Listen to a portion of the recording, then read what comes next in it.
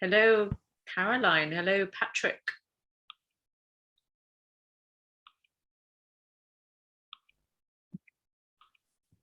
Hello, Jenny. Are you actually in a pub, Patrick, or is that some screensaver? I'm not. I learned how to put a background on. Very cool. Yeah. I like the beta one where you can make eyebrows, that you make your eyebrows nice and fuller and, not seen those? They're great. Hi, Swati as well. Hello. Good to see you.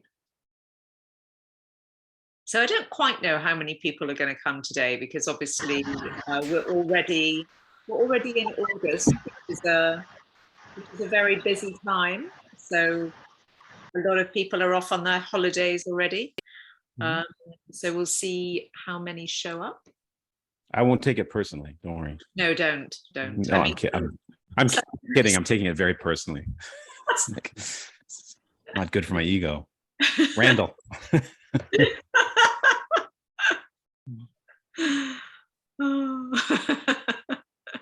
So have you and Randall, have you had an improv session this week, or is it a less frequent thing than weekly?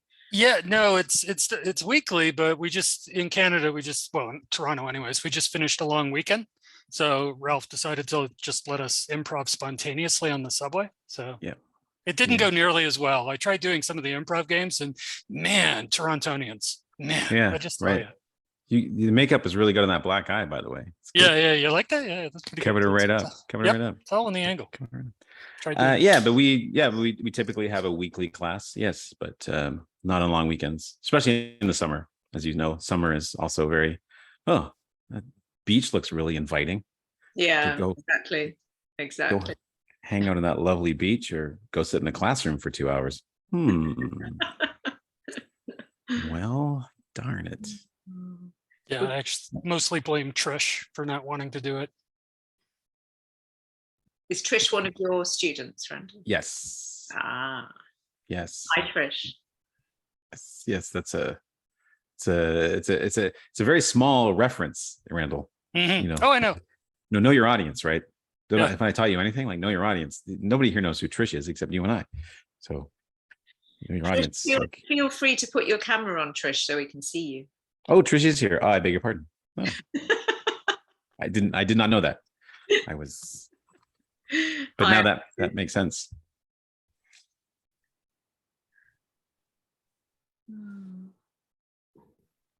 Right, a couple more minutes and then great. Anybody here improvise other than Randall and myself? Anybody have any improv experience? Elliot, great. Anybody else? No. Nope. Lovely. It's all good. I'm just curious. I can try. You can try. Anyone can try. Oh, absolutely. I mean, one of the things that's great about improv, like the things about improv that make it amazing also can be, it's the boon is the bane in other words, right? And one of the things about improv is because it doesn't exist in the public consciousness, because it's not recorded, there's no one way of doing it. Like if you think of great actors, everybody's got, Meryl Streep or De Niro or a lot of people, but improvising is like, I don't know who that is, or I don't know anybody who does that. It doesn't exist in the public consciousness. So it's very regional. So you're absolutely right. Anybody can hang up a shingle and say I'm an improv teacher, and I couldn't go to them and say no, you're not, because you're right. Right. It's whatever you say it is, really. And that makes it Wild West. I remember reading a book by, I can't remember, Jane Goodall or something, called Improvisation for the Spirit. And she was an improv comedian.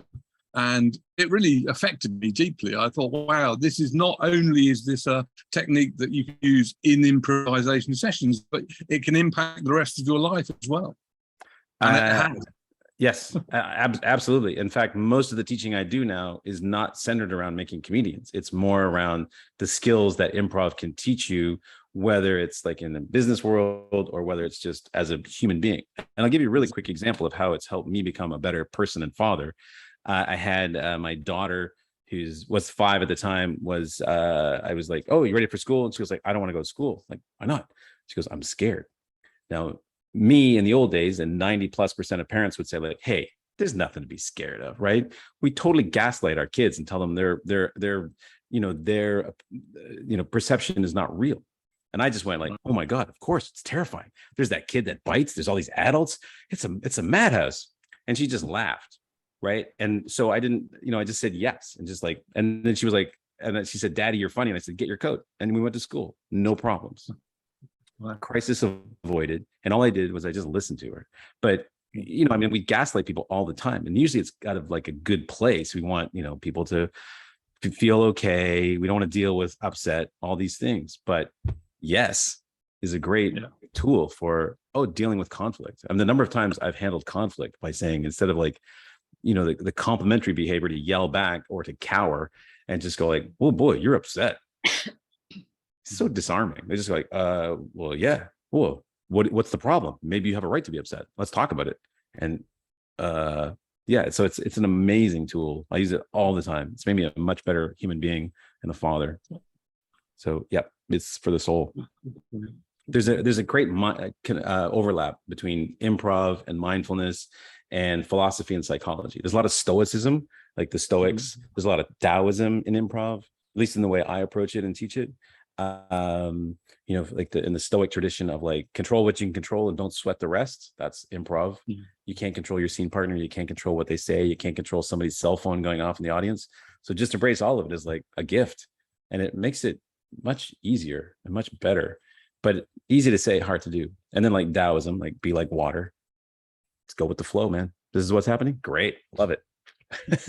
I'm now, you've made me a narcissist in the scene. Okay, great. Oh, and now I have to defend being a narcissist. All right, here we go. I'll do my best. And it really gives you empathy and understanding into different types of characters, which is great for if you're writing, how to flesh it, how to bring honor to like, I get this character, he's a narcissist or she's a narcissist or they're a narcissist. How do I bring truth to this character that I have no idea how, in fact, my whole understanding of narcissists is to hate them and distance myself from them. But if you got to write one, how do you make that compelling or interesting? Or, what's his name in Die Hard? One of my favorite narcissists is, Die Hard. We all know Die Hard, right? In the Nakatomi Plaza. Who's Hans the Gruber. guy? Hans Gruber, right? He's having such a great time, that actor, whose name I also forget because I'm terrible with names right now. But that's a narcissist that's written so well, and he has a really good time. And even though he's the villain, everybody loves him because he's just so compelling and so well written. Ralph, I'm going to just interrupt, if I may, just to introduce you to everybody so that it's on record who you are. So Okay. for those of you who don't know, we are in the presence of the king of improv, Ralph MacLeod. Wow. That's great. I went from master to king. This is great. I mean, I can't wait to be improv god. I guess that'll be the next time. Thank you. Hi, everybody. My name is Ralph. I'm based in Toronto. I'm an improviser and an improv teacher. I've been in improv my entire life. I started as an actor, loved rehearsal, but then doing the same show 6-8 times a week over 6 weeks drove me insane, because I would show up and I try to change it. And my stage manager would say, Ralph, that's not the way it was rehearsed. And I'm like, I know, but I'm not the same person that rehearsed it. I'm different. I'm not having a good day, or I'm having a great day. And they were like, you got to be the same. And when I found improv, what improv was great at was it felt like, I'm rehearsing all the time, and I can bring whoever I am into this thing, and it's live in front of an audience. And I was like, this is amazing. This is the mot juste for sure. It's great. Anyway, that's basically who I am. And I run an improv school here called the SoCap Comedy. I do a show called the Stupid Good Comedy Show once a month here in Toronto. I have a podcast called the Stupid Good Comedy Podcast. If you do start listening to it, start like at episode 15, because it took us some time to figure things out. But now I think we got it. What else? I know Randall said he was going to post links for everything, and God bless you, Randall. I don't know what I did to deserve you, but I guess says, oh my God, I can't do names today. Maria Von Trapp said in The Sound of Music, somewhere in my youth or childhood, I must have done something good. That's what I'm trying to say. So I'll just jump in there to say that if anybody hasn't yet listened to the podcast, it is brilliant. It's also very good for those of us with shortish attention spans, because it's 15 minutes each one, and you are left wanting more. So please do have a listen. So Ralph, can you just, for those of us who don't know that much about improv, can you explain what it is? Yeah, basically. Yeah. Again, if you find people who in my age who have been teaching improv for 30 years and ask them what improv is, you'll get a different answer from every single person, probably. But on one level, improv is just making it up, right? There's no script. So on stage or in life, so life is kind of improvising, as long as you're putting yourself out there. But to me, the deeper kind of thing about improv is really, it's about connecting, and it's about connecting with yourself, your true self, not the fake version we present to the world, connecting with your scene partner or partners and the audience. And when it's with you and another person, what that really is, it's just a complete and total willingness to engage in whatever game they want to play without reservation or without judgment. And when you can do that and support each other back and forth, it's an incredible feeling. Like the flow is something that comes up a lot in performing, and you can often get into states of flow by doing this. So, and another kind of definition is you and I, or me and the scene partners, I and my scene partners, will create a game, decide on the rules of that game, and play that game all in real time without talking about it. We will make up the rules. I am your doctor. You are my patient. I would much rather be golfing right now than taking care of your life-threatening illness. And you're not upset about that. You're okay with it. That's kind of what we do. We just kind of make this stuff up, and by just using body language and inflection and the way we say things, we come to this agreement that this is what we're going to play, and we're going to have a good time. That's great. And do you think some people are naturals at it? Is it something you can learn? I'm just wondering whether people sort of, need to worry about that, or whether they just kind of go straight into it. There are certainly people who come to it very naturally, who just walk in fully formed, and I go to them, how long have you been improvising? Like, this is the first class I've ever taken. That's happened to me about a handful of times in 30 years. So there are people who are quite skilled. But to me, it's generally your level of self-consciousness. The lower that level is, in the sense of the more you are willing to engage and you're not protective of your ego and yourself, the more you are able to improvise, because you're more willing to go places, you're more willing to take risks, you're more willing to say yes, because yes can be very scary. Yes is the unknown. No is protective. Earphones in, head down in public, protective, but yes is open. So generally, the less self-conscious you are, the more you are able to play and be an improviser in the sense that I'm talking about. You can learn it, because we do a lot of the stuff that I do are techniques to help us lower that self-conscious threshold, so that your real self can start to come out. At the beginning, of course, it's scary, because we don't want this real me to be judged, because that'll kill us. But over time you go, oh, it's not so scary. So little by little, we like, one of the first things I do with students is I make them fail in front of everybody else. And they are amazed at how they don't die, and how, and they walk away like, oh, that was okay. And now they're okay. And now they're getting a bit more, they're becoming more and more willing to take risks.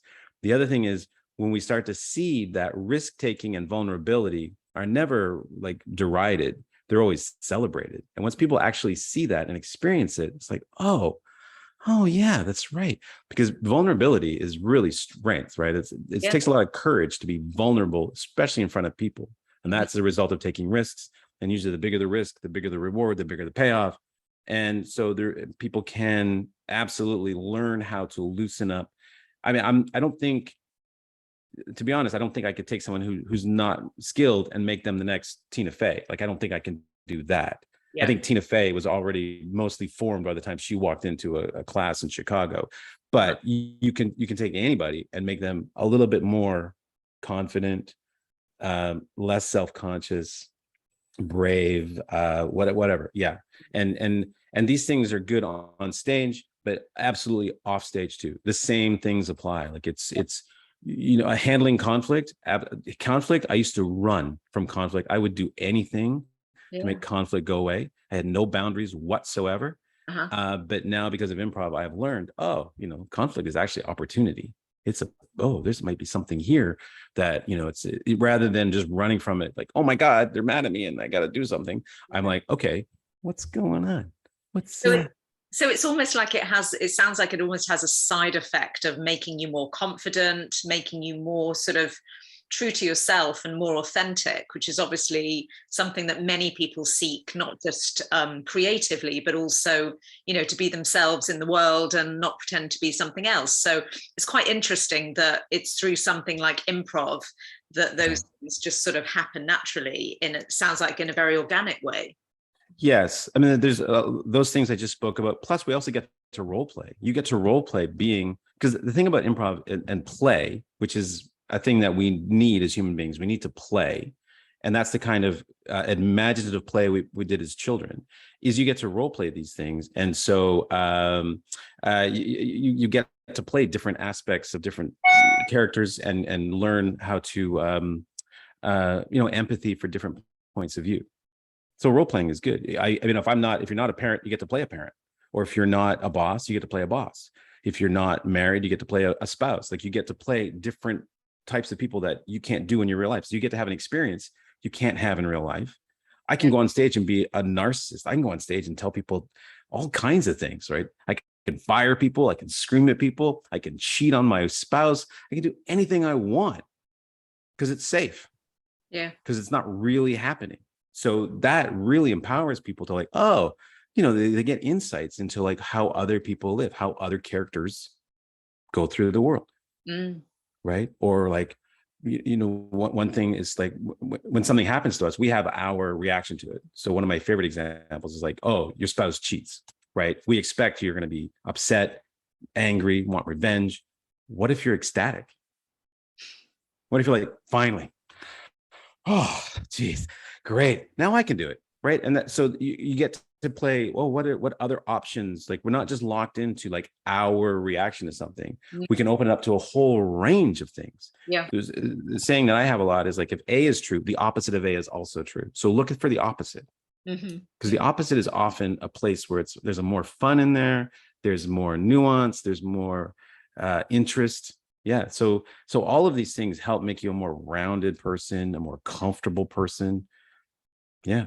Yeah. And so that kind of like ties into using it for creativity, because obviously what you've just suggested is that, not only can you develop your characters by this, but you can also perhaps create characters, because if you're looking, at somebody who's the complete opposite of you, and then somebody that's the complete opposite of that person, or very different from that person, you're suddenly starting to build characters.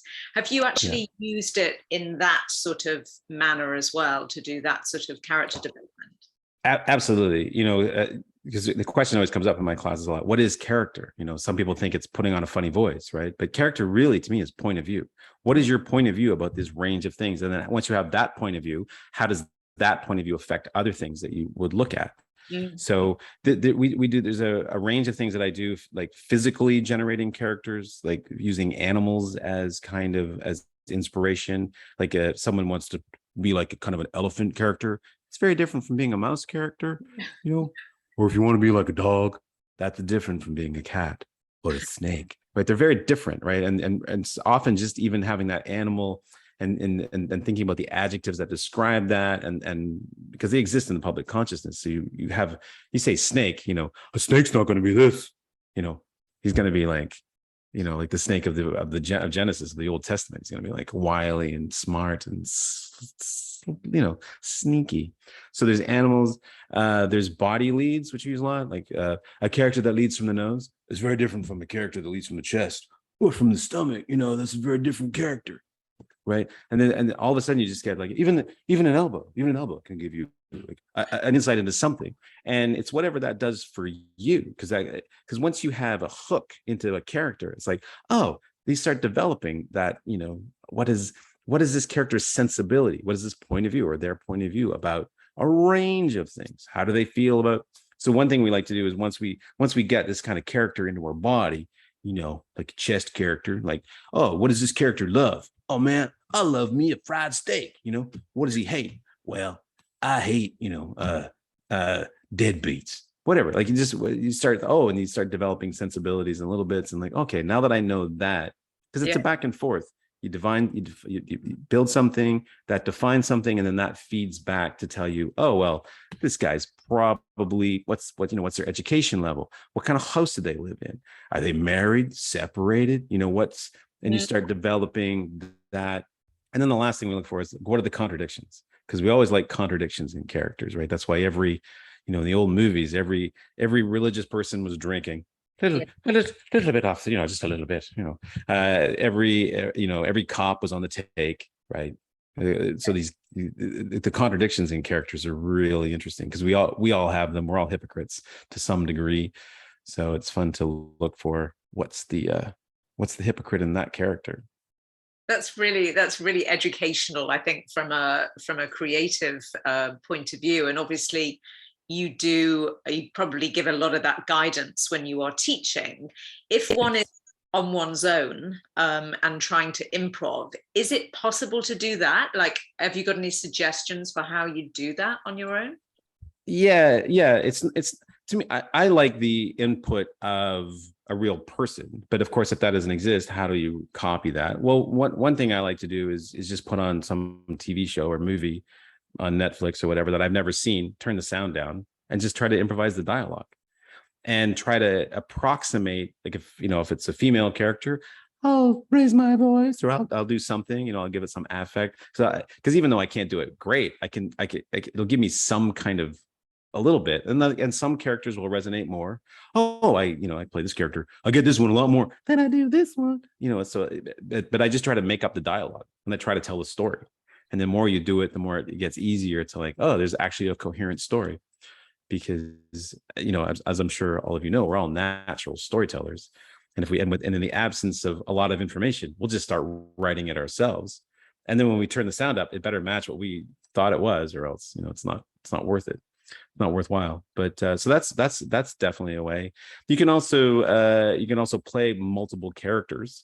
You can also, hey, Thompson, get in here. You want to see me, boss? Yeah, Thompson. It's not good. What's that, boss? The accounts. Oh, is it my fault? Yeah, Thompson. Oh, no. You can just improvise by yourself and just create different characters and try to make them different in some way. Like status. Status is a great tool for creating characters, like the high status character. I'm sure many of you are aware of Dame Edna. Perfect example of an improvising high status character. Yeah. Very condescending, but always having a ton of fun. Yeah. Right. We love characters that are having a good time. Again, to go back to Alan Rickman, as someone said in the chat, who played Hans Gruber in Die Hard, having a great time. Right. And low status characters too. If anybody's a fan of Warner Brothers cartoons, Elmer Fudd, to me, is great example of an improvising low status character, because even though he's miserable and he always loses, he's hopeful. That's his thing. That's what makes him relatable. It's like, today I'll get that rabbit. He never does, but he believes it in his soul that today is the day. And he's so low status that even when he shoots at the rabbit, the gun backfires and blows his own head off. And we accept that as, like, yeah, because he's so low status. That's the thing about writing comedy. Anyway. That's really helpful. And would you, because obviously, a lot of people here are writers and they're used to sort of either typing or writing, but it feels like if you are doing that improv thing, whether it's in a group or on your own, that you would just press record on your phone or, video it or whatever, so that you've actually got a record of it, because presumably that could be quite useful for whatever it is that you're creating. I'm a big fan of getting on your feet. Yeah. And some programs now, the talk to text is so good that you can just talk and it'll just record everything. And then you go back later, like, well, that's garbage, but it's going to be 90% is going to be garbage. It's like, oh, here's a gem. Here's a little thing, a little in, so yeah, but getting on your feet and I'm sure, as you're all writers, the idea of, like, show, don't tell has been drilled into you. So, do things. Yeah. One of the things I tell my students all the time is, what is narrative? It's two things. It's discovery or action. Characters do things, or they discover something they did not know before. And if you're not doing one of those two things, you better find them, because otherwise nothing's happening. And like a melody that could be the most beautiful melody in the world, but right now it's just repeating. And eventually we're going to get tired, and we expect it to move on to the chorus. It's not. Right, we're going to fall asleep. Right. So yeah, you gotta do something or discover something. Right. That's really helpful. Yeah, that's really good. And once people have got that sort of improv and they've played around with it a few times, have you got any tips on how filmmakers would sort of piece that together or feed that into a work in progress? I guess it would just be through some sort of editing process and trying to do. Well, filmmakers, do you mean while they're actually filming? Because you could do like what Judd Apatow does, or Adam McKay, and just let okay, we tried it 3 times. All right, what do you got? Let's improvise it. Let's just open it up, and do you have an idea? What are you thinking? Because there's so much great spontaneous stuff that comes when it's real. Like when I film TV, and it's a group shot, it's an establishing shot, and I asked the director, like, what do you want here? And he was like, just want everybody laughing. Great. I won't even if there's no dialogue, if it's just seen on camera, I'll just like make people laugh. With no conscious decision to be the character. I'm just like, I'll just say stupid stuff to make people laugh, to give the director an authentic laughing experience that will look better. And it looks better when it's spontaneous. Laughing is the hardest thing to do in front of a camera and make it look real. It's even crying. Everybody thinks crying is the worst. No, laughing is way harder in my experience. Like to laugh and make it look real, as opposed to like canned. It's terrible.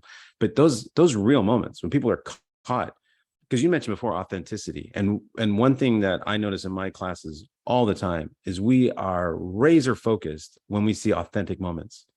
We usually laugh at them. Laughter because of, not laughter out of derision, but laughter out of like recognition, of like bonding. Yeah. It's incredible when people will say, we do exercises where I make people basically, they have to say the words as they're forming in their brain, rather than what we usually do, giving that half a millisecond pause where I clean it up for public consumption. And when that happens, everybody generally laughs. Oh, wow. And I'm like, why do we laugh? And they're like, I have no idea. Right. Because laughter and humor are very different things. Yeah. And laughter is much more about bonding. And we're bonding right now because that was real. And see how seldom we see it. When we actually do see it, we spontaneously laugh. Yeah. Do you know any examples in, movies or comedy acts or anything like that where there are those kind of golden moments so that people can, Well, certainly if you go and look at the old Carol Burnett shows and just watch Harvey Korman laugh like an idiot, like those are real. He's laughing, and it's like you watch that and you can't help but laugh. Or there's a really great one on YouTube with Tim Conway doing the elephant story. Again, a Carol Burnett thing, and you watch that, and just watching everybody crack up, you can't help but crack up too, because it's real and genuine. In terms of film, oh boy, there's the Adam McKay movie that came out, I guess was last in the winter, the one about the Don't Look Up. Yeah. There's some outtakes with God, I'm doing terrible with names today. Meryl Streep as the president, and she's just like on the phone talking to people, and she does like 20 of these. She just rips them off, and they're all pretty funny. But the one that does come to mind that didn't happen, and it is Donald Sutherland was doing this very thing. He had to make, I think it was Robert Duvall laugh in some 70s movie, and the director said, I just want him to laugh. So Donald Sutherland said this thing that had nothing to do with his character or the movie, and there was a genuine laugh, and the director was, cut. No, we can't use that because it's not in the character. And I'm like, no, use the real thing. But Adam McKay movies. Oh, there's one, the 40-Year-Old Virgin, when Steve Carell is getting his chest waxed. Yes. That's completely spontaneous. Hilarity. Brilliant. Yeah. But those Judd Apatow films are filled with it. The Adam McKay movies, like the Big Short, he lets people improvise and come up with stuff. And often those moments they're more authentic and they're more memorable. Yeah. Because there's an interesting thing that happens on stage when I get students to just tell a real story. Just tell us a real story that happened to you, like a time you were, a fish out of the water, moved to a new place, whatever. And they tell these stories and they're not particularly interesting because it is reporting. So there's no treatment on it, but they're still captivating because they're real. Mm-hmm. And we have a real sixth sense for that. Like our gut is a great detector of falseness. Sometimes we don't know exactly what's going on, but we know something ain't right. That's why this whole projecting of like someone you're not, that we all do, let's face it, doesn't work because it reads as fake. Yeah. That's brilliant. Got to accept that not everybody's going to like you. Hard to say, hard to do. Absolutely. Randall looks very shocked, but I know he had his hand up before. So Randall, shoot. Yeah, I just, on the authenticity question, I'm one of Ralph's students here in Toronto, and could you talk a bit, Ralph, about that exercise you had us do like a week or so ago, which was just two of us sitting, and you've given us no information, unlike most improv where it's like you're given a relationship, you're given a destination, a location. You gave us nothing, and it was up to us, the two performers, and my classmates did it as well, but up to us to actually come up with the reality of who we were, how we knew each other, and why we were together in this moment.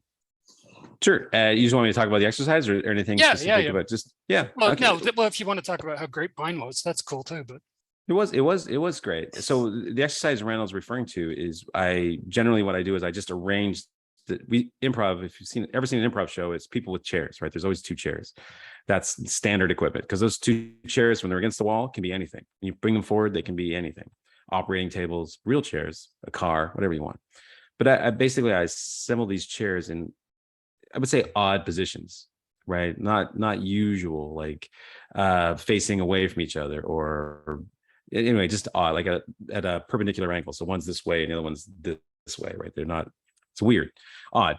And I just say, okay, don't write, right? Writing in improv, writing, and I know we have different definitions of writing, but writing means to create by yourself in improv. Don't create by yourself. Create using what you have around you, which are yourself. How are you feeling? What's going on with you? Are you in a good mood, bad mood? Nervous? Great. Use whatever it is. If you're terrified, lovely, use it. We don't judge any of these things. We just accept them as they are, as the Stoics would say. Oh, I'm scared to death. That's interesting. No, let's keep moving on.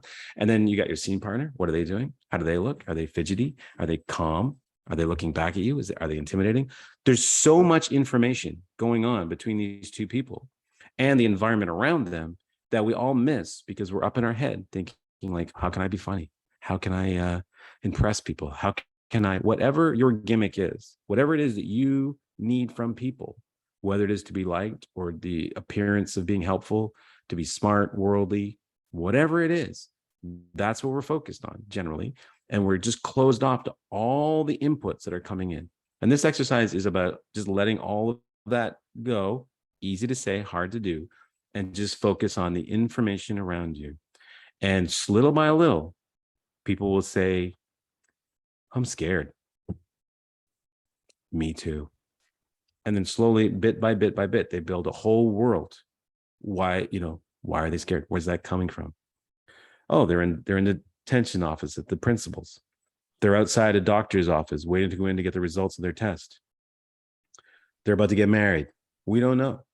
When you improvise at the beginning of a scene, like when you write anything, well, I assume, you don't know much, right?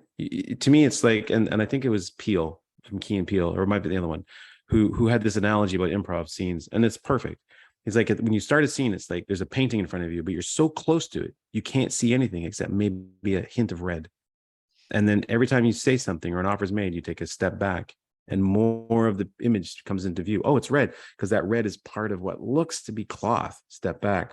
Oh, it's a coat. Oh, it's a uniform. Oh, it's a British officer's uniform. And then over time, the scene reveals itself to us rather than us trying to impose anything. When you impose things, you cut yourself off from what is the scene trying to tell us? What is the story telling us it wants to be? This is why I'm not a big fan of formats. I like content. Let the content dictate the format, right? And you start out, are you writing a short story or a novel or a television series or a play? Who knows, right? But let the content dictate what the form should take. That is very interesting. It's almost it almost feels akin to the kind of surrealist way of doing things, how they used to play games together and then just create from different, just basically riffing off one another, which is a really fun way to write stories, because it's completely bonkers, but out of that bonkersness comes something very original and really unique. Right. I was just recently ran across this thing listening to John Cleese talk about writing with Graham Chapman. And so John Cleese was very much he was trained as a lawyer, so he was very logical. And then every once in a while, Graham Chapman, who would sit out by the pool sunning himself, would just yell, "Why don't we, put it in a cheese shop?" Okay. And he would just pick up and incorporate this like bit of madness, this stream of consciousness from the brilliant Graham Chapman into what he was doing. And then they would come up with these incredible, sketches that still, the Four Yorkshiremen, which was, I think, recorded in the 49, what is the 49 show or whatever, in 1958, is still hilarious and relevant. You can't say that much. You can't say that about a lot of stuff written in the 50s. I'm a big Goon Squad fan, Goon Show fan, but that stuff is like, that's not accessible anymore. Yeah. Wow. Yeah, it's really it's fascinating to me. And yeah, another thing that you've mentioned a few times as well is kind of using it for confidence and things like that. I'm just wondering, how that actually works. Like, how do people actually improve their social skills from doing improv? Because I can see how it works for, creative works, but how does it actually work on that sort of social skills side? Yeah, to me, I liken it to it's like getting those inspirational quotes that everybody likes to throw around all the time. Today is the first day of the rest of your life, and it's like, well, that's lovely, but so what? How does that help me? It doesn't really do anything for me. Like the cat, hang in there, baby. Great. What is that? That's not relevant to me. Like, I don't know how to action that. I don't know how to use that. So to me, improv is like you get to experience it. So I mentioned before about vulnerability. Everybody's really terrified to be vulnerable because we've been told not to. Right? We've been conditioned to not be vulnerable, not show what's going on, suck it up, toxic positivity, all this stuff. Don't make a scene, right? And when people go out and they express vulnerability and they see, not only do people not deride it, they're actually like, I like you more. You can see it. It's almost like threads going between people. So when somebody messes up, makes a mistake, and everybody laughs, we always stop. Hold on. Boom. Why do we laugh? Nobody's laughing at that person. We're laughing out of empathy. I know what that would be like. I know everybody's looking at that person now and thinking, right? Right. And we're laughing because I know what that would be like. And then we like them more because it's almost like they did it instead of us. It happened to them first, not me. Yeah. And now I will follow you anywhere. Yeah. And that's what follows out of being vulnerable. It's amazing. It happens all the time. And the thing that blew me away is it doesn't matter what corner of the planet you come from. That is universal. Universal thing. Yeah. Yeah. Yeah. It doesn't matter. You can come from Africa, Asia, North America, Antarctica, Mars. It's exactly the same way. So trying. So yeah. I beg your pardon? I was going to say it makes it brilliant for comedy that you want to appeal to an international audience. Yeah, absolutely. But just even like to your question about like, well, how does this help people develop social skills? Well, one is just they see it because I tell I do teach classes in social skills and I use improv as a way to ice break, and we do events for new friends, which allow people to come together and bond through the experience of improv. They walk in at the beginning, they're all like this, breathing up on their chest, nervous. They are like they're just rigid. And at the end, they're all like, "Hey, that was great." They all look like this 1920s painting, They're all like they just like had sex with each other. They're all like relaxed and super cool, and nobody wants to leave. They're all like, "Is it over?" Yeah, that was 2.5 hours, by the way. And they're like, "What?" Like, yeah, 2.5 hours. No way, it felt like an hour. No, it's 2.5 hours. But so the main thing is they get to experience it, right? And I tell these people all the time, what you've been told about communication and human human transactions and interactions is not just wrong, it's often exactly wrong. It's often the exact opposite of what you have been taught. Yeah. Right. The idea, like, there's this cosmic scorekeeper out there that keeps track of karma. And if I keep doing good things to people, eventually good things will come back. No, it doesn't. You keep doing good things for people, they keep taking advantage of you until you go crazy and go do something self-destructive. That's the truth of it, right? Just think like the expression, we all say, oh, believing, if I didn't see it, I wouldn't believe it. That's totally wrong. If I didn't believe it, I wouldn't see it. Is the expression, is the way it should be, right? If you believe in God, you see his, her, or their work everywhere. If you don't, you don't see it. If you believe in ghosts, you see ghosts everywhere. If you don't see them, right? So if we don't believe it, we don't see it. And that's something that we got to hammer into people so that we can hopefully start talking to each other again. Because right now, the toxicity of we don't talk to each other anymore because of, a lot of things that I won't get into, but we got to start talking. I think what you're saying as well is it's almost, I'm not promoting the book The Secret, but it's almost that manifestation thing as well. You've got to actually, Well, the thing is, like, if you imagine something in your brain, like if you imagine right now 12 puppies ran in and you got on the floor and played with them, and that actually happened, as far as your brain's concerned, there's no difference. Yeah. Like you manifest your reality in a way, because if you drive down the street thinking you're going to hit every red light, you will. If you think you're going to hit every green light, you will. In truth, you'll hit the same number of red and green ones, but you will only remember the ones that confirm your bias. Yeah. Which is, I'm unlucky. Therefore, every time you're unlucky, see, and when you're not, you don't even see it, right? Because I don't believe it, I don't see it. Yeah, it's so true. Yeah. I think Swati had a hand up. Swati? Can't hear you. Oh, yeah, can't hear you.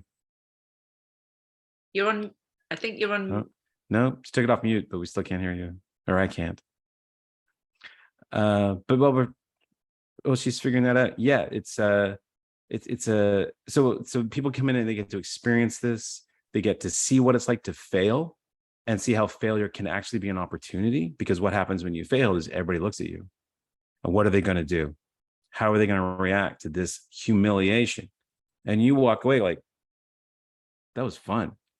They're like, oh my God, now I love this. I'm in awe of this person.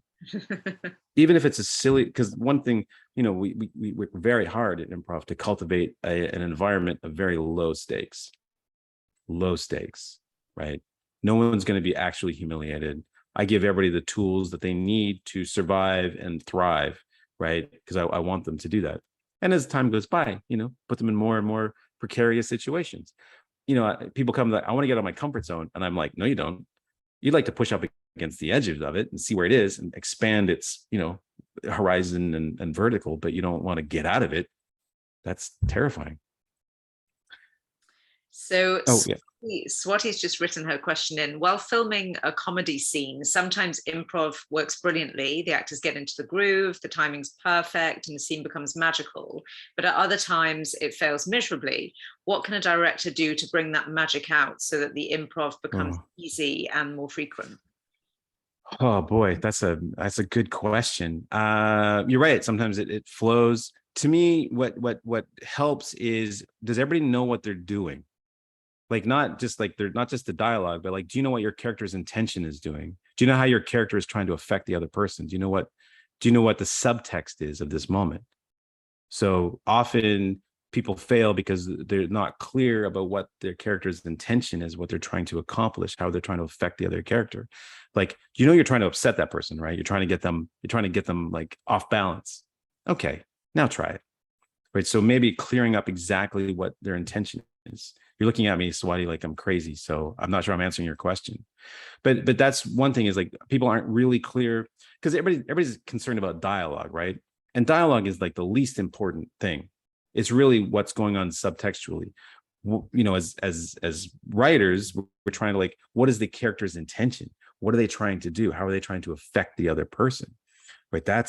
So like a line like good morning is completely meaningless unless it has like subtext. So like good morning is very different from good morning.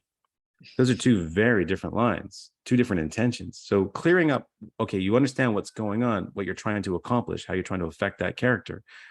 Okay, let's go back. Let's talk about it. Let's put it in your own words, and go through it that way. But sometimes people are not good at timing. It could be that too. Like without seeing it, it's hard for me to say, oh, I mean, if I saw it, I probably have some better ideas. But that's the first thing that comes to mind. Do you really know, rather than the lines, the dialogue, which obviously you've memorized, what is your character's intention? What are you trying to affect with this line? Right? You're trying to get someone to love you. Cool. That'll help. Clear up. When the intention is clear, usually the dialogue just follows. I hope I answered that. If not, send me a video. Send it to me, and I'll look at it. Seriously, I will. I'll totally look at it, and I'll send you what my thoughts on it. Thank you, Ralph. I think Patrick, you had your hand up as well. Yeah, a lot of this has echoes. Can you hear me? Yes. A lot of this has echoes and resonances for some of the times that I've been in group therapy. And one of the aspects that you seem to have glossed over slightly is that the person who, in your case, you, who are leading the improvisation session, has a power so that when people make themselves vulnerable, and if they're getting into a difficult place, you can step in, and your instinct has been trained over a long time so that you can make it a very safe place for people to express themselves. And if they get into difficult places, you know what to do. And I think that is probably one of the most valuable aspects of working in a particular group. Even in this short period today, when I've been watching you, I'm thinking, wow, you're someone who I can really trust, where, I could work with you, and you feel like a really lovely person to be around. And I think that is what you need in an improvisation session, so that, when you expose yourself, you don't get humiliated and all that kind of stuff. Yeah, I agree 100%. Like, it's one thing to just say, this is a safe space. It's another thing to actually convince everybody, no, it is. And, because there is this in improv, we're trying to get people to speak without a filter, right? We're trying to get people into their reactive minds rather than their thinking minds, because their thinking minds, again, will clear things up and will clean things up. And by clean things up, I mean ruin it, rather than just being spontaneous, which is what we want to get into, the authentic, real self, not, again, the projection that we present to the world. But sometimes that can lead into some interesting places, especially you get like a couple of 20-year-old guys in there, and the next thing you know, you got references coming up that can reverberate through the group, and sometimes it's accepted and sometimes it's not. So, so it is incumbent upon seeing that like a mile ahead and just stepping in.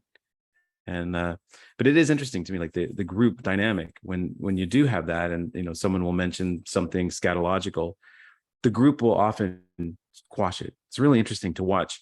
Like after about an hour, this organism of 12 people tend to become like this group, and they kind of think with one mind as they bond, and they'll clean it up on their own. But absolutely, it's really, I take that responsibility extremely seriously, because I know how terrifying it can be to be in a group with people you don't know, and when they walk in, they don't know what I'm going to ask them to do. Most of them have never seen or have only heard briefly about improv at the very beginning, so they don't know. I might humiliate them, so they've taken a big risk, and I respect that, and I do everything I can to make sure it's going to be a soft landing for everybody, And then there's a lot of the first half hour, 40 minutes of a class with new people is just seeing how everybody is, right? Just like checking in with people online. Okay, we're good, we're not.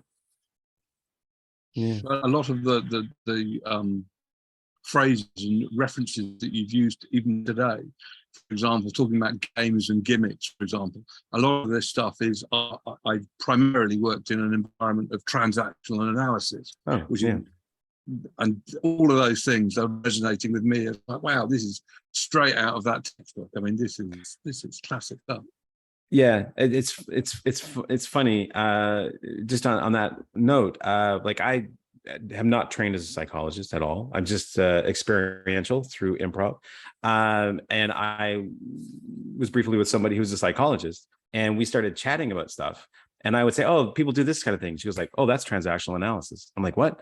She goes, "Oh, that's." So I came through it just completely by myself. I didn't have language for it, and I explained what it was. She goes, "Oh, that's this thing." I was like, "Oh," and then I explained this other thing. Oh, she goes, "And that's this thing." I'm like, "Oh, that's pretty cool." So to me, like I find myself here at this where I am now, and like modern. So when I say all these things about what I teach my students, modern psychology says these things. The Tao says these things. Stoicism says these things. Philosophy says these things. I've experienced this. There's got to be something to this stuff. Right? There's got to be something there. Like we can't all be wrong, especially all these not ancient, but older philosophies that have, 2,000+ years are still around and still highly relevant. I mean, it's got to be something to all this stuff. So when are you going to write a book on this, Ralph? Coming. Okay, good. but I'm extremely busy, so it's like it's slow. I'm putting together. My problem is like limiting the scope of it because I call it's called improv, a practical and theoretical guide. But I'm like, well, is this just for performers or is this just for lay people? That's what I gotta like figure that out. I see like a series of books. I see, improv for writing, improv for filmmaking, improv for social skills, improv for confidence. It'll keep you for the rest of your life if you wanted to. Yeah, that's fine. I'm totally fine with that.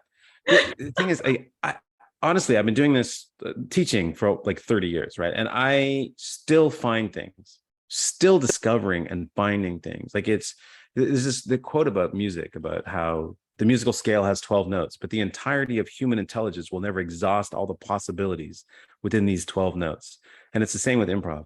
You can do this forever and ever and ever. And it's like the ocean, right? The further you go, the deeper it gets. And there's just no bottom to it. So and another thing, I've seen like the same scene in terms of like a couple falling in love.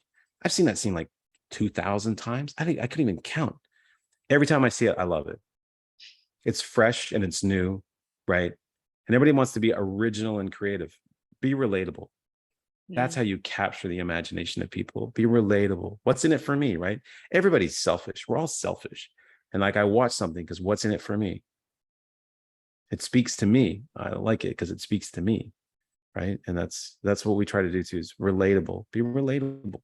Don't be, again, we've been taught, conditioned, impress people. Don't impress people. Even if it works, you just come off as a smartass that nobody likes. That's fine in work. Go do that at work, but not at a bar on a Friday night. No. Well, be relatable. Be yourself, and then accept that some people are going to like you and they're not. And the great leap the intellectual or mental thing you got to make is like, it's not about you. Someone doesn't like you, it has nothing to do with you whatsoever. That's them. That's their thing. That's very good advice. Yeah. Randall. Again, everything. Sorry. Yeah, just actually sort of talking about, one aspect of the improv is, like you say, getting out of your head, learning to say things and just try new things and experiment. But I also found, again, I've been taking improv for a long time, and initially I got into it just to not go crazy, to actually to get back into engage that play. And I promise any of you who've never done it before, the most energized I've ever been in my life is after an improv class, because it is so freeing. It is 2 hours, 2.5, 3 hours of play. But the one thing I wanted to also talk about was sort of the one of the side effects I noticed is in my business life. When I worked in, an advertising agency, when I've worked for a magazine and had to go to conferences and that type of thing, one of the things that improv taught me beyond anything else was observation and listening. And so what that manifested for me career-wise was the ability to read a room, the ability to adapt in a conversation in real time and not go to my panic center when something wasn't going the way I had planned it all the way to Montreal or all the way to Washington. So could you talk a bit about that from the just the business side of things, about the application of improv skill sets and that type of thing? Well, the application to business, we can take up a whole other hour just on that alone. But in a nutshell, a lot of it comes back to one real hard skill that will take a long time to master, but incrementally you can get better at it. And once you see incremental development, then the motivation will come later. Again, another thing we've been taught wrong. Motivation doesn't come before action, it comes after action. You do things and then you're motivated to do them when you start seeing results. So is the idea of getting out of your head, as Randall said, getting out of your head, which means overcoming your self-consciousness, putting your needs, seconding them to focus out. What do other people need? How can I address the concerns of other people? And doing that does two things. It makes you infinitely more likable and relatable, and it also quiets that chatterbox in the back of your head, the one that keeps telling you you're not good enough, you should go home, why are you bothering, you shouldn't try, nobody likes you, right? That it's quiet. Is that just me? I guess that's just me. Okay, quiets that voice. But reading the room, it does help develop empathy, and that's an empathic skill of like walking in like, oh, something just happened here, something not good or something I wasn't supposed to see, right? When we started doing improv for workplaces, it was more about just team building and entertainment, but now it's about communication. It's teaching people how to talk, because as Randall also said, like listening, active listening. Most people don't listen. Like we only listen to respond. Like I'll wait until you stop talking and take a breath and then I can get in, right? Right. If you tell me a story, Jenny, about the time you got in trouble in high school, I'll just think about the time I got in trouble in high school, and I'll wait till you're done, and then I can tell you my story, which is more exciting because I'm in it, right? Or you're talking to me and I'm already thinking like, well, how can I respond to this in a way that shows my gimmick, to Patrick's comment, like that I want to be liked, that I want to be seen as helpful, that I want to be whatever, right? That's what we're doing. We're not actively listening for the information of what people are saying. And that's a big part of it. Listening to actually what people are saying, believing in and participating in something that is bigger than just me, that it exists between and among a group of people. These are two things that really start, helping people overcome, this conditioning that many of us exist in, where we feel lousy, where we don't feel that we belong, that people don't like us. Like all that stuff. And it's just, it's hurting people, and I hate it. And I'd like to do everything I can to fix it. Sounds like wonderful therapy. I think everybody should do it. Well, I do say, I think it is, there's definitely some therapeutic things in there. Like I always say to my students, I've lived out my first divorce like 100 times on stage, to the point now where I'll take my ex-wife's point of view and I'll play that one. So it does help you, like the way when you talk about things, it takes away their power, right? That's a lot of what improv does. We take away a lot of the power. We give power to things and people all the time over us, like fear. We give power to our fear all the time by trying to crush it. And all that does is it makes it stronger. So you got to let it go. Come on, fear. Let's sit down and have a beer together. Let's chat. Let's talk about this. Let's get to know each other. Come on. We're all on the same team. So it helps, overcome. But at the end of the day, I am not a therapist, and I cannot, and will not help you with your specific personal problem. But, I will listen, and I will get you up on stage, and we'll work through it. But you make your own discoveries. But I can't, I'm not going to put you on a couch and ask you to tell me about your mother. If that helps. Sorry, I was just going to say, do you find that when you have a group of people together, do they want to sort of come back in that group if they've got on really well? Do they want to sort of continue that because it feels like a safe space? Yeah. When my class, especially the one that it's just a one-off, when it ends, nobody wants to leave. They're all hanging around. They don't want to go. And out of that class, friendships have been made. I've seen groups of people form and become friends. And I mean, Randall's probably a better person to ask about that question than myself, because I've been on this end for so long. But I do remember as a student, I wanted to go home with these people. Like I wanted to just move in with them and let's just get a commune and live together and sing Kumbaya and improvise all day. Absolutely, because it's okay. Here's the secret about what improv does, right? Improv. What does improv ask you to do? Overcome your judgment. Listen. Be positive, supportive. Put your focus on another person. These happen to be the very same things that happen to us when we fall in love, right? Or when we're hanging out with really good friends, right? And we just be ourselves, and no one's judging us, and we laugh like idiots until 2 o'clock in the morning. We're like, where did the time go? That's what improv is. Really, that's what we're doing. We're creating that atmosphere that's just like falling in love. When the things that somebody else does you find hilarious, or in 6 months from now you'll find them terrible, right? Like, when you meet somebody and you're in that limerence phase, you're like, oh my God, she's so great. She laughs at everything. 6 months later, oh my God, she won't stop laughing. I won't take anything seriously, right? But we're in that limerence phase with improv, like always in that limerence phase of just being like. And so that is incredibly addictive, I would say. And I always say, like, improv is a cult, but it's a cult that won't take all your money and it won't make you disavow your family. Love it. Love it. Patrick, I think you had your hand up again. I did. I was going to, I forgot what I was going to say exactly. It was something. Oh, permission. When you're in an improv group, the one thing you get from you and everyone else is permission that you're not giving yourself. So that you're getting that permission from external sources. It's the permission that really you're better off giving yourself, so that you can then speak up and get involved and. Oh. Although you're distancing yourself probably very sensibly from the therapeutic environment, and I understand why you're doing that. A lot of what you're talking about is what goes on in therapy. Almost every patient in therapy falls in love with their therapist, male or female. I mean, that's part of the process.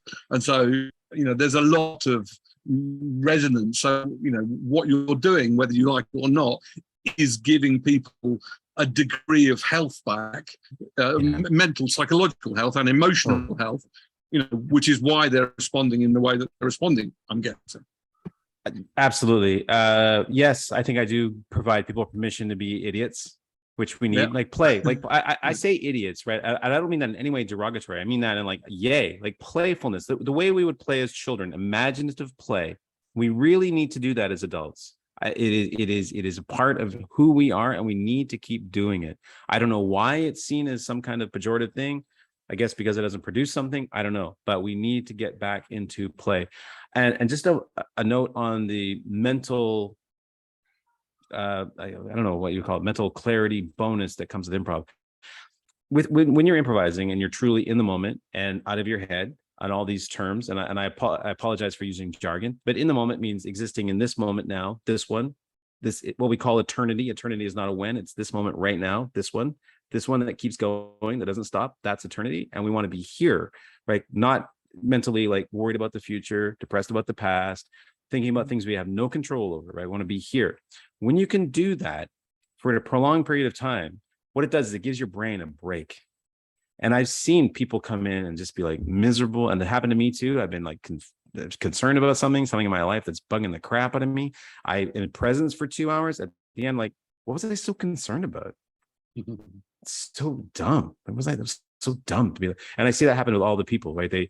Not everybody, but by and large, the vast majority of people, after 2 hours of being in a present state where time loses its meaning, right?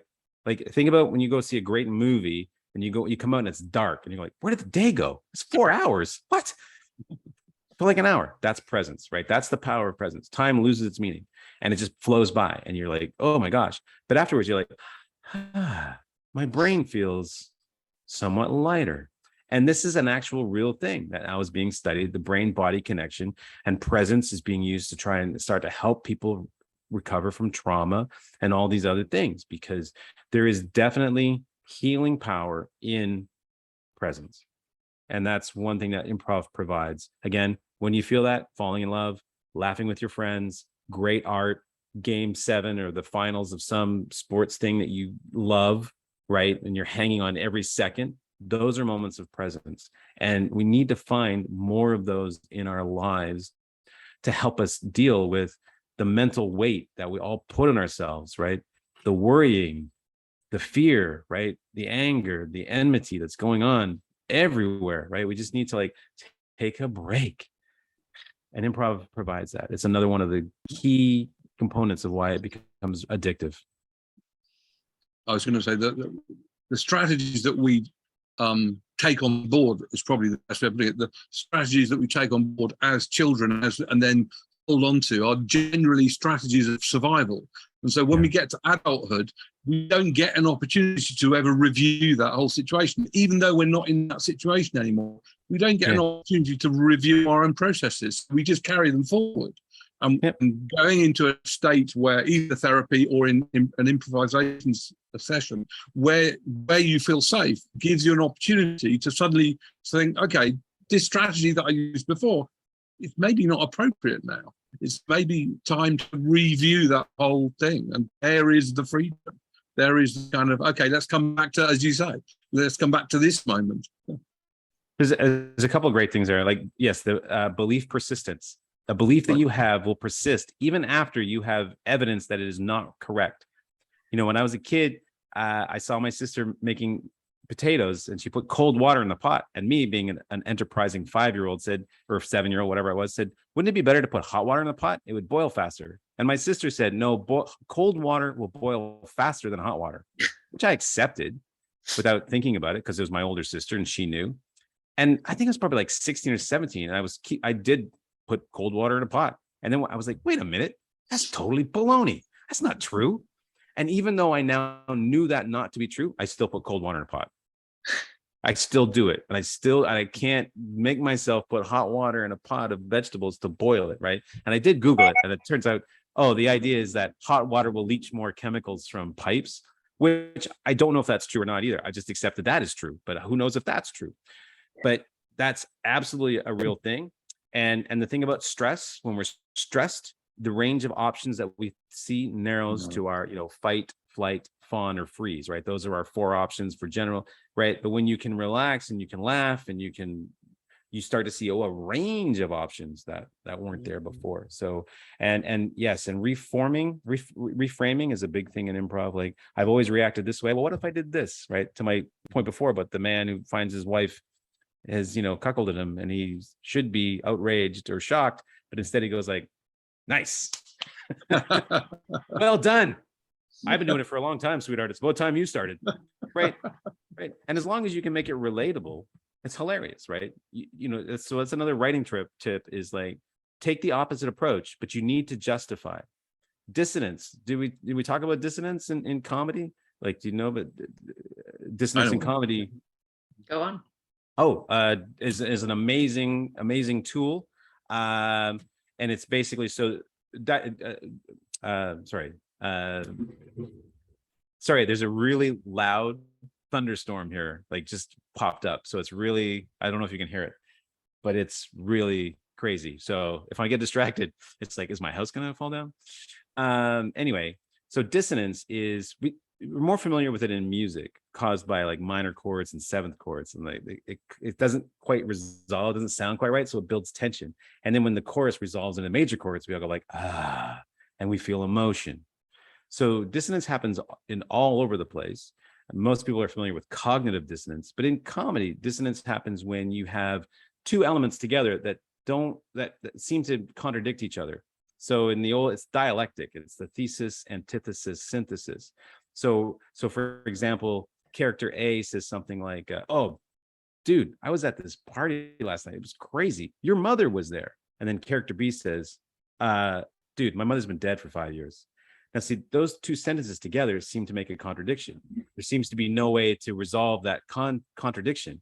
It's dissonance. So it creates a like, But if you can do the synthesis line, the 3rd line that makes both those sentences true, not only will it resolve the misunderstanding, enrich the deepness of this world, but also be hilarious. When character C says, I know, dude, I said it was a crazy party. Oh, the party's so crazy that dead people can come to it. And you see that in comedy all the time, right? And it's a great technique. I mean, even a joke, even when you get the punchline of a joke, right? There's a dissonance until the punchline, when the dissonance is resolved and you laugh because I'm smart, I get it, I belong, I'm part of the club. Nice. Because when you don't get the punchline of a joke, you kind of just like slowly walk away. So dissonance and the dialectic and thesis, antithesis, synthesis is a great writing tool. And another one of my favorite examples is from The Simpsons, which has it all over the place. But there's one where some kid hurts himself and Nelson, the bully, goes, ha, ha. Another character goes, hey, he really could have hurt himself. Dissonance. And Nelson goes, I know. I said, ha, ha. Oh, he likes laughing at misfortune. See, when we understand what's going on, that's when we laugh. When the penny drops, oh, because I belong. I'm part of the club, right? That's where laughter comes from. It's more about bonding and belonging, community. It's how we tell people I'm not a threat and I belong. And we laugh at the, I'm in, right? Like we get to the chorus of a song and we feel that welling up of emotion because the dissonance is released. I'm in. So dissonance is a great technique and a tool to use. Comedy everywhere, actually. That's very, very helpful. So Ralph,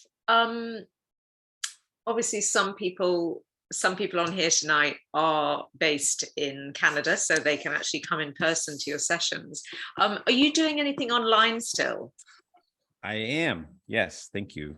I would have forgotten because I'm terrible at self-promotion. I do in Eastern time, Toronto, New York, that would be 6 p.m. on Wednesdays. I guess there's probably 11. I think you're 5 hours ahead of us in the UK or where you are. And I do a 2-hour class that through using duo scenes, like two people working together, we do a lot of this stuff. Yeah. So that's every Wednesday. If you want to know more, Randall has done an excellent job of posting links from myself. God bless him, that little rascal. SoCap.ca, that's my website. And and that's for anybody. I don't care if you have experience, because everybody comes and they work at their level. Where are you? And we'll just make you better. That's the next thing. Can you just drop in and out of those, or do you need to sort of sign up for a course? Thanks again. That one is a drop-in, so it's casual, pay as you go. You can come do one class. You can do it every week. I have people that come every week, and I have people that come once a month, and I have people that come once every 3 or 4 months. It's or some people come once and they never come back again. And do you put people in breakout rooms? How do you manage it? I have a class this size, 9, that we can see here. It's usually, it maxes out at 8 students plus myself, so we have this nice little picture, and after a few warm-ups to get us into a state of presence, which is very, very important, I then have only the 2 participants who are in this exercise with their cameras on, and everybody else watches. That's good. And I ask people not to watch passively, but to watch critically in the sense of the old style, like to watch what I like, what I don't like, why did I laugh? When did I laugh? What was that about? What's going on? To ask that stuff while they're watching. And then they do their own. Yeah. And so usually we do like a warm up where we get into presence. We do one exercise. That's our stretching, warming up the voice before we sing. And then we get into do real scene work. So real role playing, like, you'll play like my principal, and I'm come to complain about the treatment of my little kid because he's a genius. Takes a special kid to burn down a whole school. That's brick. He burnt down a brick building. Can you imagine how hard that is? That kid's a genius. Promote him. Right? See, when you take the unexpected, as long as you can explain why, you can justify it, it's hilarious. It's often hilarious. There's a comedy tip for you. Respond to somebody in the unexpected way, the opposite of the way you would expect.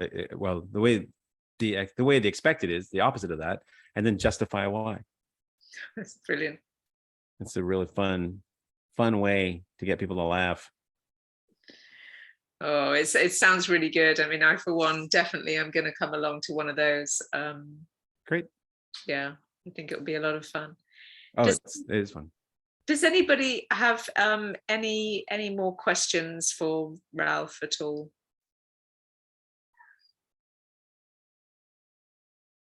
I don't know. All right. Oh, Randall's got his hand up. Yeah. Randall. Not a question so much as a comment on something you said earlier, Ralph. So feel free to relax for a second. Though you don't really know what I'm going to say, so I don't know that you want to relax too much.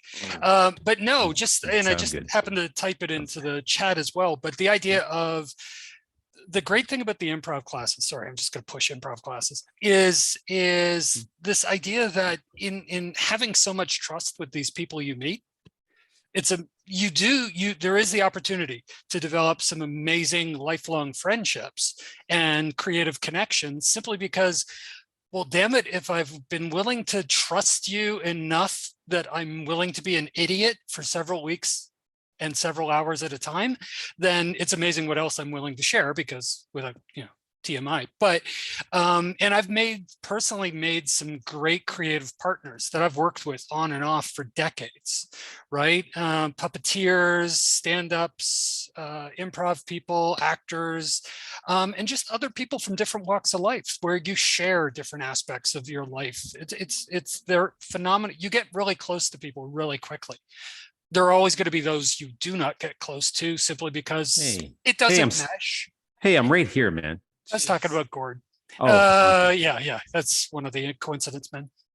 But yeah, so I mean, it is amazing. I have found it, particularly from my perspective, as like this very, very heavily introverted, contrary to what it looks like sometimes on here, person, right? As an introvert, the fact that I can just talk now, I put down to improv. And the people I've met and the people I've learned to trust, and going to shows, and, having Ralph say what Ralph does on occasion.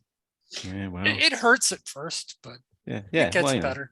Yeah. Hey, man, even a blind squirrel finds a nut. You know what I mean? Exactly. Sometimes they're going to say something that's going to be. But I just want to follow up one thing. There's another one of these little pithy, sayings in improv. Like, if this is true, what else is true? Right? It just made me think of that. It opens the doors to other things, right? And one thing we do in improv is like, that's true. I didn't know that this was true, but it is true. And if that's true, what else am I like?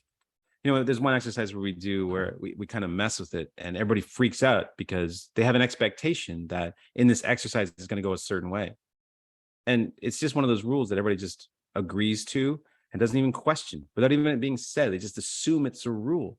And when I break it, they freak out and they're like, what is going on? And I'm like, oh, did I say it had to go this way? And I'm like, well, no. Well, that was just a rule that you all just made up, agreed to, without me saying a thing about it.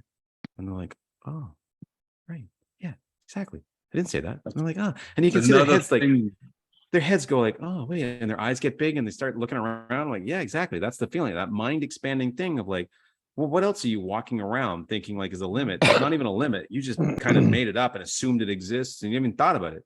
The unknown unknowns about yourself. And I wish we had another hour. We could just talk about unknown unknowns and that whole process of self-discovery, which again, improv is really keen at digging down, finding out who you are, and the real you, right? The real you, not the you that not you go around saying like, well, I'm a mother and I'm a this and I'm a that, describing yourself as things, but who are you really? What do you really care about? Who are you? What is under there? What is that beating heart? What is that person? What are your sensibilities really? Like, that's what we're trying to get at, because that's authentic and real, and that's what resonates with people. I love that. Ralph, sorry, it's Elliot here. Sure. Did you know Eli Rill in Toronto, the improv teacher? Eli, no. Eli Rill. He moved to New York and worked with Barbra Streisand and people like that. But his way of teaching, this was in the 70s and 80s. Oh, okay. Early 80s was very similar. He had a place just off Young and Dundas. Oh, yeah. Near Ryerson. I did have an opportunity to meet with Michael Gelman, who was one of the founders of Second City in Chicago, like in the 70s, I guess, when that was. And I met him maybe 4 or 5 years ago, and we had a conversation about improv. So he comes from the States. He grew up in the Chicago tradition out of St. Louis, and then I was from Toronto, and I had an acting background and stand-up background. And we had this conversation about improv, and we agreed 100% on everything. And I was like, that's got to say something. We are two people who've are dedicated our lives to this art form, come from very different places, never had the same, there's no, like, he didn't have instruction. Like, I barely had instruction. I had people who heard some things and were passing it along, but most of this I figured out myself. I had to actually outdo a lot of the teaching that I was given at the beginning. And we came to the exact same place. And what do audiences like? what do we, how we teach people, what are we trying to accomplish? And we were like, oh yeah, check, check, check, check, check. All these things, it's exactly the same. And that's been my experience with people who've been in this once, you know, like 2 decades, maybe a decade or whatever, but long-term teachers, when I talk to them, oh yeah, the language is a little different. This is, you know, we haven't thought about this thing much, but really at the end of the day, we're all in the same place. And that to me is really cool. Well, Toronto's always had terrific actors in improv with all the comedians. When I was in high school in Toronto, I used to go to Yuck Yucks up in Yorkville and see people like Jim Carrey, who was living in a camper van north of the city, and Martin Short and oh, you can go on and on and on. Yeah, there's a ton of people that came. Well, Toronto, of course, is in Canada. It's the hub. There's Vancouver on the West Coast, but by and large, if you want to make a living in the industry in this country, you're going to wind up in Toronto at some point. I mean, there are regional places, and you can have success there, but not like household name kind of success. Even in Toronto, very few people get that, but they wind up going to the States. But the thing about being here in this country and being next to that giant elephant, as our former Prime Minister Trudeau called it, you know, when you sleep next to an elephant, when he rolls over, you're going to get disturbed, is that we have that distance, right? We're not immersed in it. Like, so we can see the forest for the trees. We have a little bit of like, oh, okay, you know, I see.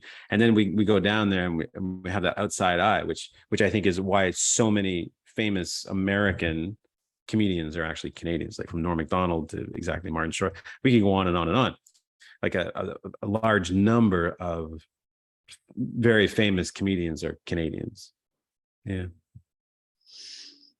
And also I think it's also the sensibility that we have, because we are a mix. Jennie, you mentioned Monty Python before, and we're a mix of American comedians and British comedians. So we have that lovely mix of the two, right?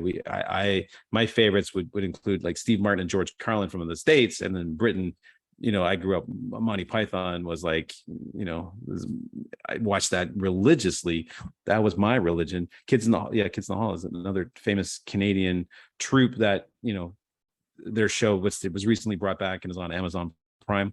Because there's I'll tell you a real quick anecdote. Maybe you know this story. That again, Steve. Oh my God, I got the name right away. Stephen Fry was talking about the difference between American comedians and British comedians. And I don't know if anybody remembers, a film hasn't aged well. I apologize for that, but it does have a scene in it that's quite famous, and it's a movie called Animal House. And in this movie, there is a gentleman on the stairs singing this crappy love song to his girlfriend. I gave my love a something that had no name. And it's all sappy and sentimental. And this Jim Belushi's character comes walking down the stairs. He's hungover. He's a big guy. He's wearing a toga. He's disgusting. And he looks at the guy playing the guitar. He burps. He picks up the guitar. He grabs it from the guy's hands and he smashes it to a pulp, and then throws it back at him and goes, sorry, and walks on. Stephen Fry, in his brilliance, said every American comedian wants to be Jim Belushi. He wants to be the Eddie Murphy, like the macho guy, right? Every British comedian wants to be the guy in the stairs who gets to have that look at you like the Mr. Bean character, like the sad sacky, the low status character. Me, I want to be both. I want to be Jim Belushi and the guy in the stairs, and I relish being both. In the games of pretend, I like to do the shooting, and I like to get shot. When I get shot, I have a glorious death. You know, as kids, we all played many of us played cops and robbers. You know, and when you shot somebody, if that kid said, "Ha ha, missed me," or "I got a shield, you can't get me," nobody wants to play with that kid. But the kid like, oh, it hurts. It hurts. Right? That's the kid you want to play with. And that's so fun to do. Is so finding the fun in being like vulnerable or losing, but it's losing and pretend. It's winning in the big game of the thing, right? Anyway, it's talk about this stuff forever. Well, and I will say again, the podcast is really funny, and I think it probably does have that blend between the British humor and US humor as well. It's wonderful. It's really very, very funny. So I would recommend that as well. And oh, sorry, but started in episode 13.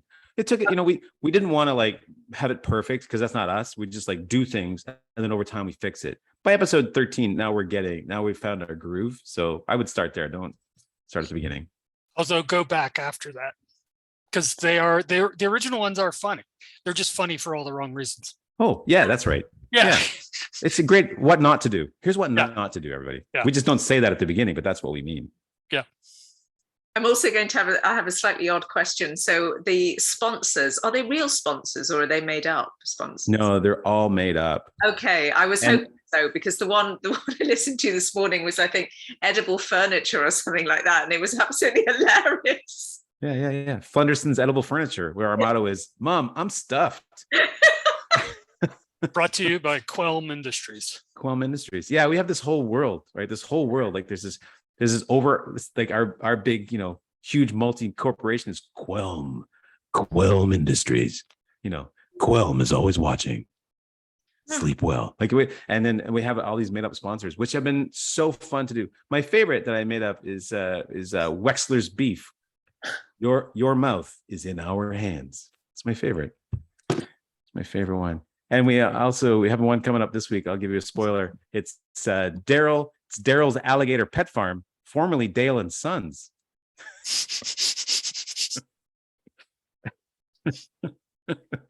I love those things, like Vlad's Furniture and Emporium, where we impale you with savings.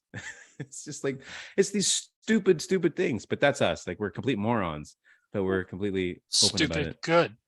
Stupid Good. Yeah, it is called the Stupid Good Exactly. Comedy Podcast and the Stupid Good Comedy Show. So, yeah. So they're all made up. Everything, but the format is we are idiots. Then we have our sponsor, and then we talk about a real improv, generally improv or comedy related thing. Like this week's one's coming up on Monday is, why does every improv class in the world start with clap focus? And that's I think a really interesting conversation. A lot of them are very interesting. Well, Ralph, thank you so much for your time. We will let you disappear unless you want to hang on and have a chat to people generally. But thank you so much. It's been really funny, but also really informative. And I think a lot of sort of food for thought as well, both for creativity, but also on the side effects that we've been talking about, and the mindfulness and the social skills, and actually, most importantly, maybe even realizing who you are, because it sounds as if some people that come to improv actually find themselves through improvisation, perhaps as well. So I think it's one of another tool along the journey, right? Because it starts you do start to ask yourself some questions that we don't even think to ask, right? Yeah. Like what do I believe? Why do I believe that? What if I'm wrong? These are three great questions to ask about, especially the things you hold to be the most dear, the most sacred to who you are. Yeah. Because coming to terms with those things, relieves you from some of the stress that can happen to you if those things do turn out to be wrong. And some of how you will do crazy things to make the cognitive dissonance, to go back to dissonance, the whole idea, like if you're shown proof that something you believe is wrong, you'll reformat that proof to make sure to believe that the whole history of that's I could talk a whole hour about that too. That's a really interesting. I'm really interested in people, like why people are so messed up, so wonderfully, beautifully messed up.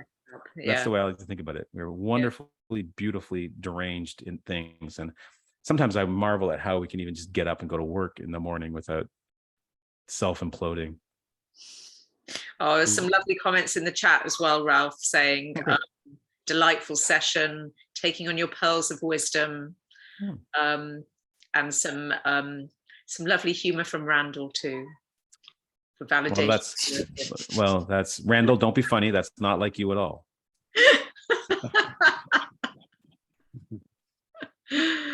So thank you very much, and everybody listen to the podcast and hopefully attend some of Ralph's sessions as well, because it sounds like it will be very, very useful for you in your life in general. And if you make it to Toronto, the SoCap Comedy Theatre. Yeah. Yeah, tell me you saw me here. I'll buy you a drink. I mean, I won't really, but I'm just saying that here. Maybe we'll do a Collab Writers school trip one day, and we'll all come out. Nice. Session.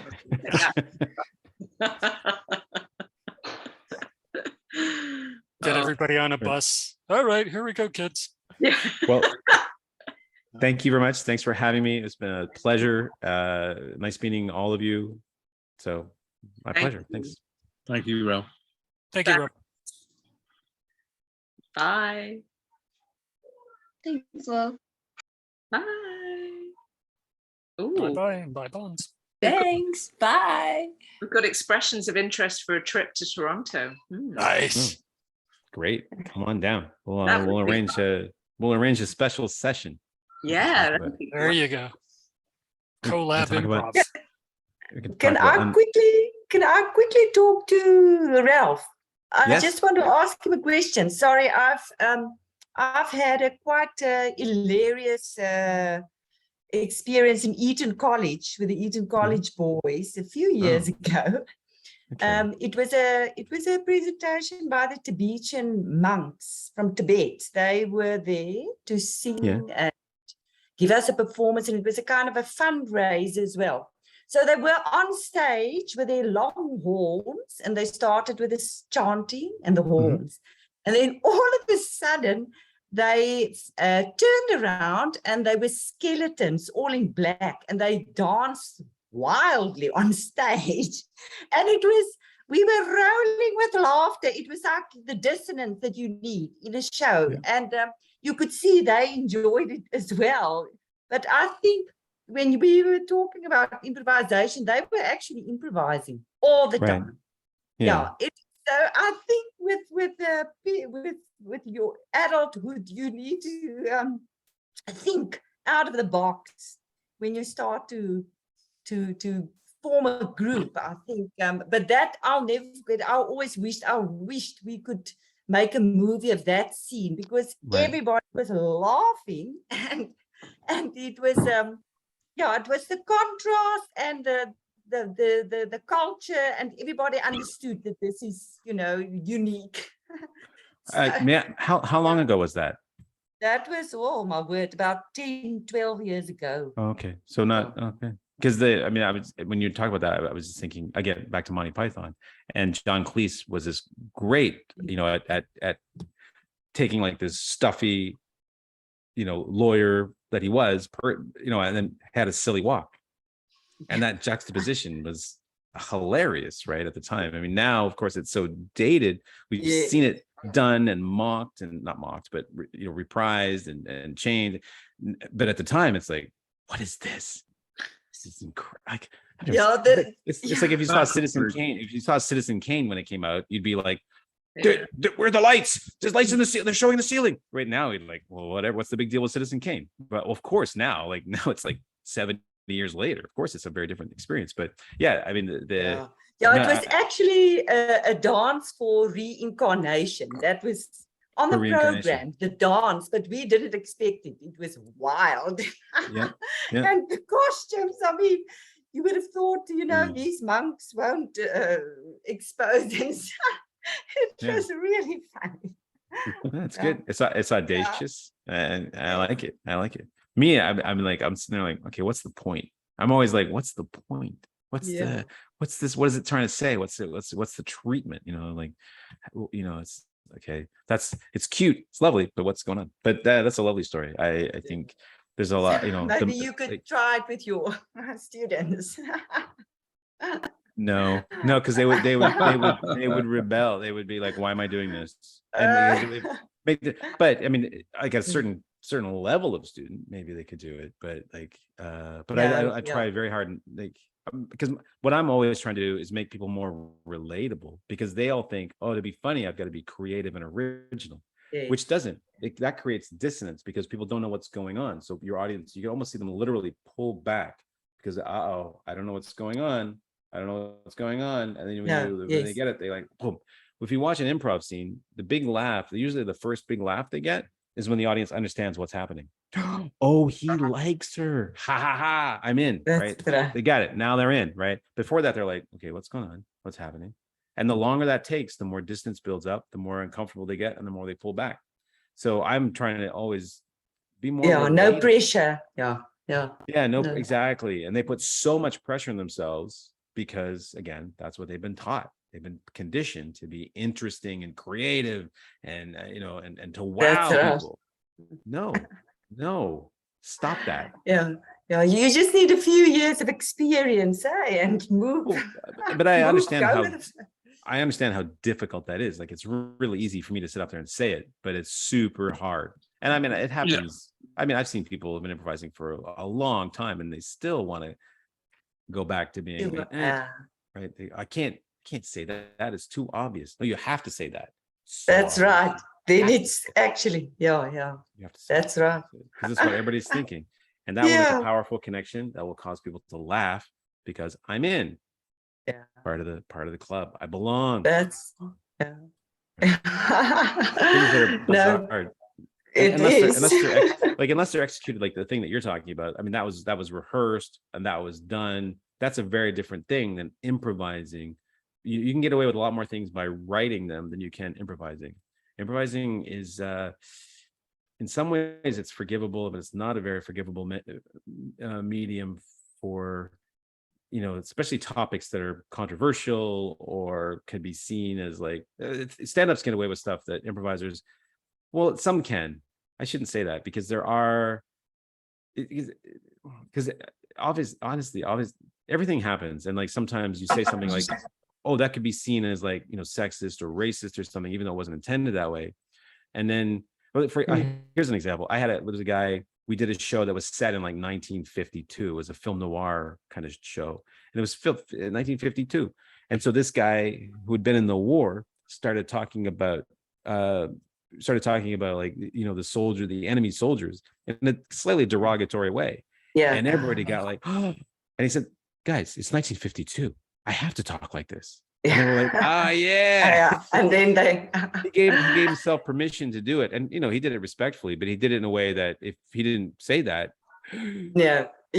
Clever. Very clever. Very, yeah. It's so it's like, as I try to get people to be really relatable, but but at the end of the day, like, so the best scenes are usually husbands and wives, children and their parents, couples, family, like, because we all know those things are highly relatable.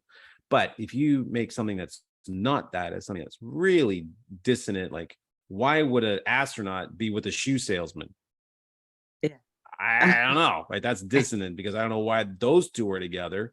Why a mother and her son are together, but I don't know. So that's a bigger risk. But the payoff at the end of that can be bigger because it's a bigger risk. But then that takes a lot more skill and deftness to like execute that, because we got to make this really relatable. I mean, that's why like Disney when they have cartoon, like you got a candlestick that's a cartoon character, that's more human than the human characters are.